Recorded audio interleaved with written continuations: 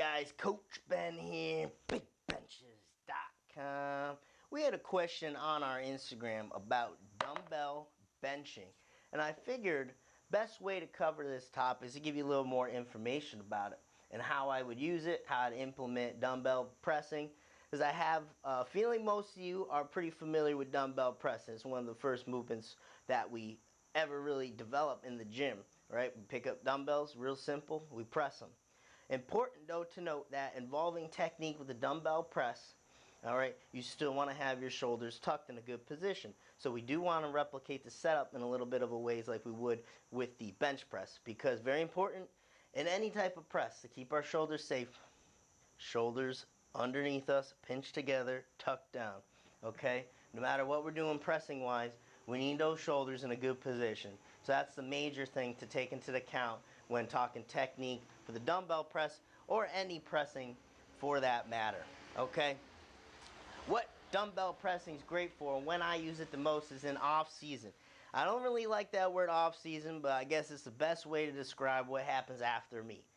Okay, you have some downtime after meet before your next meet. It's a great time to build some size, build some strength, do more volume, get away from that whole peaking cycle where you're hitting more higher intensity singles, getting ready for the demands of a 1 rep max, and transitioning over to improving work capacity, getting more volume in for strength and size. All right, that's great place to use dumbbell benching because it's not specific to the bench press. It is a pressing exercise, but there's a lot going on that's very technique specific to the bench press that needs to be dialed in before a meet. So perfect time for dumbbell benching off season. Although you can work it so that you are doing dumbbell pressing as a good accessory movement almost all the way up into a meet. Okay, good muscle builder. All right, why is that? Well, it kind of goes into more stability demands. You actually have to incorporate a little bit more muscle as a whole because everything's working individual. You're going to maybe find out that you have some side-to-side weaknesses, all right, which many do, especially if you're going to do it one arm. And one-arm dumbbell benching is great demands for the core when you just have to stabilize one side and stay stable like that.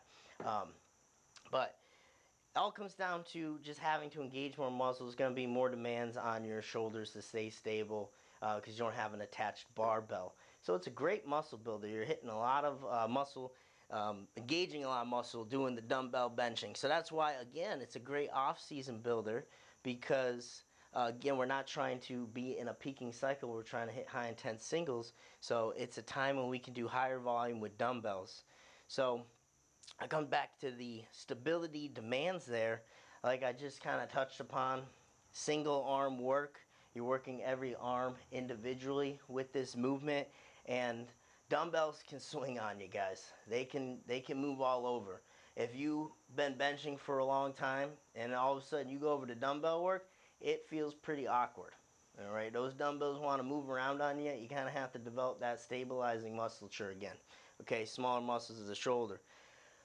4-week cycles, that's how I like to program most accessories, all right, is in 4-week cycles. So it gives you an opportunity to introduce a movement, all right, get accustomed to it. You kind of get that shock value out of the way, like, oh shit, I'm dumbbell pressing again. The next week you can start to improve upon it. Week 3 you can push the weight. Week 4 you really try to push the weight or deload off it a little bit. But 4-week cycles works very well. And then either you can get away from doing the dumbbell benching. You really have to assess how it's been helping you, how you feel it's been contributing to the size that you're gaining or the strength that you're gaining. Decide if you want to get away from it and move on to more bench specific work. Typically if your bench is real sloppy, you have a lot of technique work to do, I would focus on more bench specific movements at that point. Or if you feel like it's really helping your development, I go right into another 4-week cycle. But instead of just dumbbell benching flat, maybe I'd switch up the variation. There's a lot of variations. You can do neutral grip, you can do incline, and there's a lot of ways to switch up the dumbbell bench. Okay, so I would just maybe swing into another variation there. Alright, so I hope that gives you a little background information on dumbbell benching and how to use it, when to program it in. Great off-season builder, build a lot of muscle with it, but always after 4 weeks, definitely assess where you're at with that movement, what you need going forward, and move on from there. Alright guys, let me know if that covers it. You want anything else in specific? And remember, always, if you have a video that you want us to cover, happy to do it. I'm all about helping you guys, so you dictate the content that you receive. Coach Ben here. You can meet me on a bench.